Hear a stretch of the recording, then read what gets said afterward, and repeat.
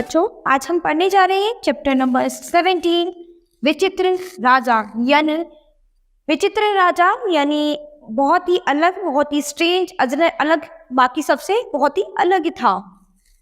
अनुज, विनय और राहुल अपने दादाजी से कहानी सुनाने की जिद करने लगे। तो यहाँ पर ये तीन बच्चे हैं, अनुज, विनय और राहुल, जो अपने दादाजी से कहानी सुनाने की जिद कर रहे हैं।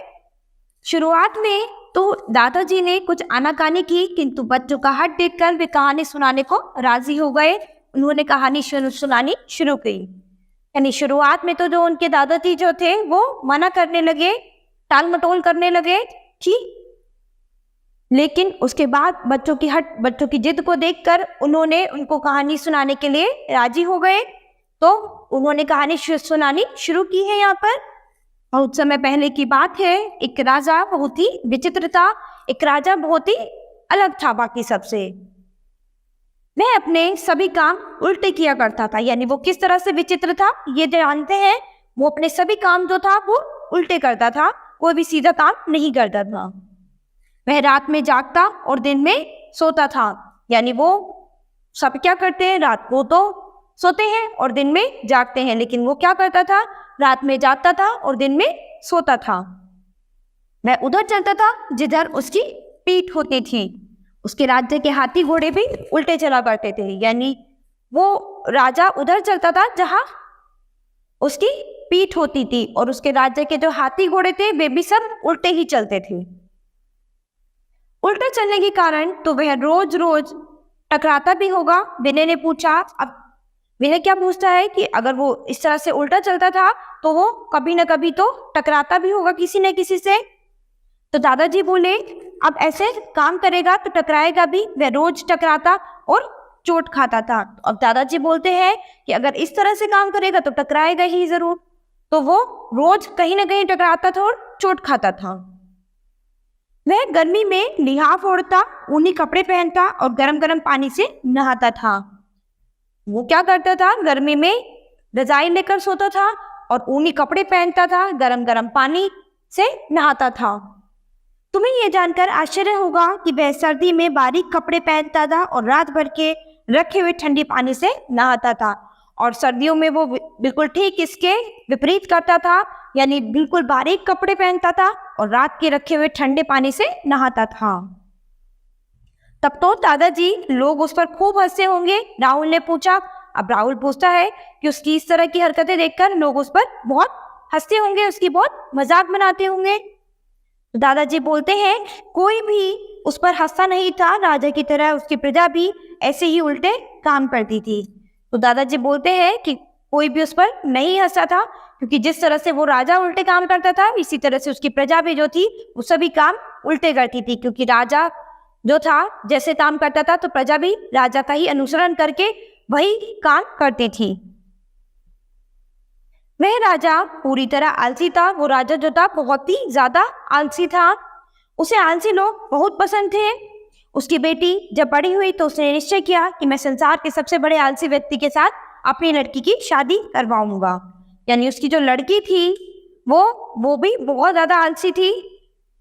जैसा कि राजा खुद थे बहुत ज्यादा आलसी थे और वो आलसी लोगों को ही पसंद करते थे। तो जब उनकी लड़की बड़ी हुई तो उन्होंने सोचा कि वो अपनी लड़की का विवाह किसी ऐसे लड़के से कराएंगे जो संसार में सबसे ज्यादा आलसी होगा। विनय बोला, दादाजी इसका मतलब तो यह हुआ कि वह राजा आलसी के साथ साथ मूर्ख भी था। तो अब विनय बोलने लगा कि ऐसा लगता है कि वो राजा आलसी होने के साथ साथ मूर्ख भी था। हाँ बेटा, तुम बिल्कुल ठीक कहते हो। तुम जानते हो कि उस मूर्ख राजा ने आगे क्या किया, दादाजी ने पूछा। तो उसके दादाजी बोलते हैं, हाँ बेटा बिल्कुल ठीक कह रहे हो तुम। तो क्या तुम जानते हो उस मूर्ख राजा ने आगे चलकर क्या किया? तो अब दादाजी ने उन बच्चों से पूछा। नहीं, बताइए ना, बच्चों ने ठुलकते हुए आग्रह किया। तो दादाजी बोलते हैं, राजा ने सबसे आलसी वर ढूंढने के लिए चारों दिशाओं में दूतों को भेजा। तो यानी बच्चे पूछते हैं कि हाँ बिल्कुल ठीक है, बताइए। तो दादाजी बोलते हैं कि राजा ने अपने दूतों को सबसे आलसी वर ढूंढने के लिए जगह जगह पर भेज दिया। इसके अलावा उसने 5वें आदमी को विशेष दूत बनाकर भेजा।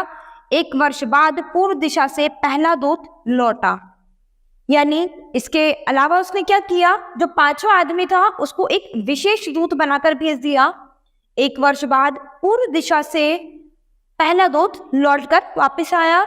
वह राजा को प्रणाम करके बोला, महाराज मैंने सबसे आलसी राजकुमार को ढूंढ लिया है। तो यानी जब वो आया उनका दूत, तो वो राजा को प्रणाम करते हुए बोलता है कि महाराज मैंने सबसे आलसी जीव ढूंढ लिया है। एक राजकुमार एक गड्ढे के किनारे लेटा हुआ है, उसका एक पैर कीचड़ में पड़ा है और दूसरा जमीन पर।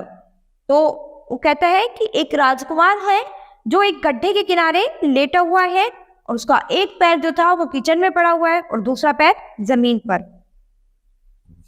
पूछने पर पता चला कि वह आलस के कारण अपना पैर कीचड़ से बाहर नहीं निकाल पाता। वह 6 महीने से इसी हालत में पड़ा है। जब उसने कुछ लोगों से पूछा तो पूछने के बाद उसे ये पता चला कि वो आलस के कारण अपना पैर उस कीचड़ में से नहीं निकाल पाता। उसे इतना आलस था कि 6 महीने से वो वहीं पर उसी अवस्था में पड़ा हुआ था। दूत की बात सुनकर राजा ने कहा, वाह ये तो सचमुच आलसी राजकुमार है। मंत्री जी आप फौरन उसका नाम और पता लिख लीजिए। अब दूत की बातें सुनकर राजा ने कहा कि वाह ये तो सचमुच बहुत ही आलसी मनुष्य है। तो मंत्री जी आप फौरन उसका नाम और पता लिख लीजिए। तभी दक्षिण दिशा में गया हुआ दूसरा दूत लौट आया। दूत ने राजा को बताया, महाराज आपकी कहे अनुसार मैंने दक्षिण दिशा में सबसे आलसी राजकुमार को ढूंढ लिया है। अब जो दक्षिण दिशा में इनका दूसरा दूत गया हुआ था वो भी वापस लौट कर आया। उसने बताया कि महाराज मैंने दक्षिण दिशा में सबसे आलसी राजकुमार को ढूंढ लिया है। उसने 25 सालों से हजामत नहीं बनवाई है। यानी वो ऐसा व्यक्ति है जिसने 25 सालों से हजामत ही नहीं बनवाई है, यानी शेविंग भी नहीं बनवाई है। उसकी दाढ़ी मूछें दोनों बढ़कर महल से बाहर नगरी में दूर दूर तक फैल गई हैं। यानी उसकी दाढ़ी मूछें इतनी बढ़ गई हैं कि वो बढ़ते बढ़ते महल से बाहर तक पूरे नगर में फैल गई हैं।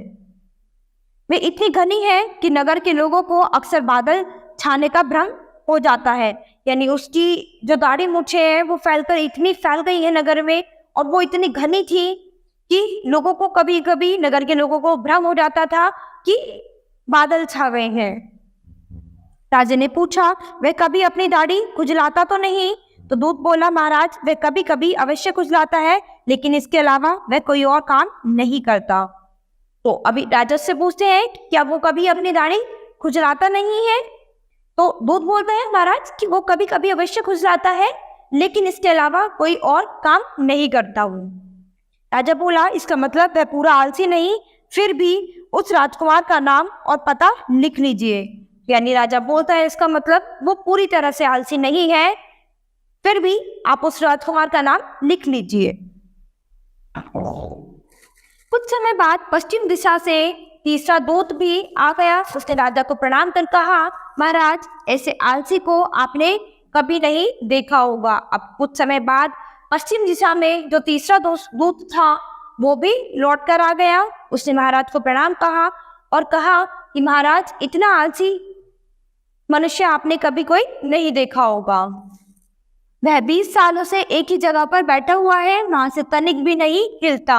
यानी ये जो व्यक्ति है ये 20 सालों से एक ही जगह पर बैठा हुआ है और वहां से कभी भी हिलता नहीं है, यानी वहीं पर बैठा रहता है, बस बैठे बैठे सलाह देता रहता है। एक बार उसके घर में आग लग गई, तब भी वह अपने स्थान से हिला नहीं। उसकी दाढ़ी, मूंछ, कपड़े और शरीर जल गए, फिर भी वह टस से मस नहीं हुआ। अत्यधिक हालत में उसे दूसरे लोगों ने ही आग से बाहर निकाला। यानी वो बस बैठे बैठे सबको सलाह देता रहता है। एक बार जब उस व्यक्ति के घर में आग लग गई तो सभी अपनी जगह से हिल गए, लेकिन वो वहीं के वहीं रहा। उसकी दाढ़ी, मूंछ, कपड़े और शरीर जल गए, लेकिन वो वहां से टस से मस नहीं हुआ। वो उसी जगह पर, उसी स्थान पर बैठा रहा।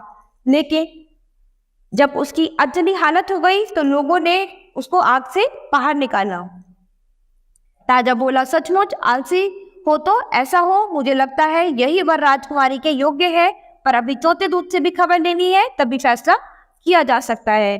अब राजा बोला, सचमुच ये तो बहुत ही आलसी व्यक्ति है, मुझे लगता है कि यही वर जो है राजकुमारी के सुयोग्य है, पर अभी चौथे दूत की भी खबर लेनी है, उसके बाद ही फैसला किया जाएगा। तभी चौथा दूत आ गया और बोला, प्रणाम महाराज, मैंने सारी उत्तर दिशा छान मारी, तब कहीं जाकर राजकुमारी के योग्य सबसे आलसी वर मिला है, वह आपको बहुत पसंद आएगा। तो अभी चौथा दूत तो जो था वो भी आ गया है और महाराज को प्रणाम करते हुए बोलता है कि मैंने सारी उत्तर दिशा जो है वो छान ली है, तब कहीं जाकर एक राजकुमार मिला है जो राजकुमारी के लिए सुयोग्य है, आपको ये अवश्य पसंद आएगा। वह एक बाग में लेटा हुआ है, पेड़ से जो फल टपक कर उसके मुंह में गिर जाता है वह उसे खा लेता है, लेकिन पेट या छाती पर गिरे फलों को खाने की तकलीफ नहीं करता। यानी ये जो व्यक्ति है ये एक बाग में लेटा हुआ है और पेड़ से जो फल टपक कर उसके मुंह पर गिरते हैं वो बस केवल उन्हें ही खाता है, यानी जो फल उसके पेट या छाती पर गिरते हैं वो उनको उठाकर नहीं खाता, उनको उठाने का कोई कष्ट ही नहीं करता। यानी जो उसके मुंह पर गिर गए तो वो उसने खा लिए, अदरवाइज कहीं और गिरेंगे तो वो उठाकर नहीं खाएगा। पिछले 25 वर्षों से वह एक ही स्थान पर लेटा हुआ है, उसके पेट, छाती और मस्तक पर धूल मिट्टी की मोटी परतें जम गई हैं। यानी पिछले 25 सालों से वो उसी जगह पर लेटा हुआ है, उसके पेट, छाती, मस्तिष्क सब जगह धूल मिट्टी की बहुत मोटी मोटी परतें जम गई है, क्योंकि वो एक ही जगह पर लेटा हुआ है सालों से। राजा की आज्ञा से मंत्री ने उस आलसी का भी नाम पता लिख लिया। यह बात चल रही थी कि 5वां विशेष दूत भी आ गया। उसने राजा को प्रणाम किया और खबर दी, महाराज, संसार में ऐसा आलसी मनुष्य तो कोई हो ही नहीं सकता। अब राजा की आज्ञा से मंत्री ने उस आलसी का भी पता लिख लिया था, लेकिन अब बात चल रही थी कि 5वां जो दूत था वो कौन सा विशेष खबर लेकर आएगा। उसके बाद वो भी आ गया 5वां दूत भी, तो उसने राजा को प्रणाम किया और खबर दी, महाराज, संसार में ऐसा आलसी मनुष्य तो कोई हो ही नहीं सकता है। वह पिछले 50 वर्षों से एक ही स्थान पर लेटा हुआ है, उसने अपने कानों को रुई से बंद कर रखा है ताकि कुछ भी सुनाई ना दे। वह अपनी आंखें इसलिए बंद रखता है ताकि उसे कुछ दिखाई ना दे। यानी एक व्यक्ति ऐसा देखा जो पिछले 50 सालों से एक ही जगह पर लेटा हुआ है और उसने अपने कानों में रुई लगा रखी है जिससे उसे कुछ भी सुनाई ना दे, और उसने अपने आंखों को भी इसलिए बंद कर रखा है कि कुछ भी दिखाई ना दे। कुछ लोग उसे जिंदा मानते हैं और कुछ मरा हुआ, यानी उसकी जिस तरह से उसने कर रखा है उस तरह से कुछ लोग तो उसे जिंदा मानते हैं और कुछ लोग उसे बिल्कुल मरा हुआ समझते हैं। 50 वर्षों तक हजामत न बनाने के कारण उसकी दाढ़ी में पक्षियों ने बहुत से घोंसले बनाने हैं। यानी 50 सालों से उसने दाढ़ी मूठ कुछ नहीं बनवाया, जिसके कारण पक्षियों जो है पक्षियों ने उसकी दाढ़ी में अपने घोंसले बना लिए हैं। उसे नहाने भी 60 साल हो गए हैं, यानी उसे नहाए हुए भी 60 साल हो गए हैं। राजा बोला, क्या कभी वह अपनी दाढ़ी या शरीर खुजलाता है? अब राजा पूछा है, क्या वो कभी अपनी दाढ़ी या शरीर को खुजलाता है? महाराज, आज तक किसी ने ऐसा करते हुए से नहीं देखा। अब दूत बोलता है कि आज तक तो ऐसा किसी ने देखा नहीं, किसने ऐसा कुछ किया है? इतना सुनते ही राजा ने फैसला सुनाया, तब तो यही व्यक्ति राजकुमारी के लिए उपयुक्त होगा, विवाह की तैयारी की जाए। अब इतना सुना तो राजा ने फैसला किया कि अब तो यही व्यक्ति जो है वो राजकुमारी के लिए उपयुक्त होगा, तो विवाह की तैयारी की जाए। यह सुनकर सभी बच्चे हंसने लगे। अनुज ने पूछा, दादाजी, क्या सचमुच राजकुमारी का विवाह उस बूढ़े से हो गया? अब ये सुनकर जो बच्चे थे ये कहानी सुन रहे थे वो बहुत जोर जोर से हंसने लगे। तो उसमें से अनुज ने पूछा, दादाजी, क्या सचमुच उस राजकुमारी का विवाह उस बूढ़े व्यक्ति से हो गया था क्या? हाँ, राजकुमारी के मूर्ख पिता की मूर्खता का इससे बढ़कर और क्या परिणाम हो सकता था। यानी दादाजी बोलते हैं कि हाँ, राजकुमारी का जो मूर्ख पिता था उसकी मूर्खता का इससे ज्यादा और क्या परिणाम हो सकता था। बच्चों, मूर्ख लोगों की इसी तरह हंसी उड़ती है और हानि भी होती है। हमें सदा बुद्धि से काम लेना चाहिए। यानी बच्चों, जो मूर्ख व्यक्ति होते हैं उनकी सभी लोग इसी तरह से हंसी उड़ाते हैं, मजाक करते हैं। यानी मूर्ख व्यक्ति जो है वो हमेशा हंसी का पात्र बनता है और उसको इस चीज से बहुत हानि भी होती है। तो हमें हमेशा अपनी सही बुद्धि से काम लेना चाहिए, प्रत्येक काम सोच विचार कर करना चाहिए। आलस तो आदमी का सबसे विकट शत्रु है, उसे त्यागना ही अच्छा है। यानी प्रत्येक काम जो है हमें बहुत ही सोच समझकर अच्छी तरीके से करना चाहिए। आलस जो है वो मनुष्य का सबसे बड़ा दुश्मन है, उसे हमेशा त्यागना चाहिए, यानी आलस को अपने जीवन से हमेशा दूर भगा देना चाहिए। दादाजी ने बताया कहानी समाप्त होते होते बच्चे ऊँघने लगे, यानी उन्हें नींद आने लगी और अपने अपने कमरे में चले लग गए। तो यानी जैसे ही दादाजी ने बताया कहानी खत्म हुई और बच्चे जो थे उन्हें नींद आने लग गई और वो अपने कमरे में चले गए। तो यहाँ दादाजी ने इन बच्चों को कौन सी कहानी सुनाई कि इसमें आलस जो है व्यक्ति को कभी भी इतना आलसी नहीं होना चाहिए, क्योंकि आलस जो है मनुष्य को बेकार कर देता है। यानी इंसान को अपनी सही बुद्धि से काम करना चाहिए, सभी काम समय पर सोच विचार कर सही ढंग से किए जाने चाहिए। यानी आलस जो है वो मनुष्य को एकदम बेकार बना देता है। तो बच्चों अब हम अपनी नेक्स्ट क्लास में मिलते हैं अपने नए चैप्टर के साथ।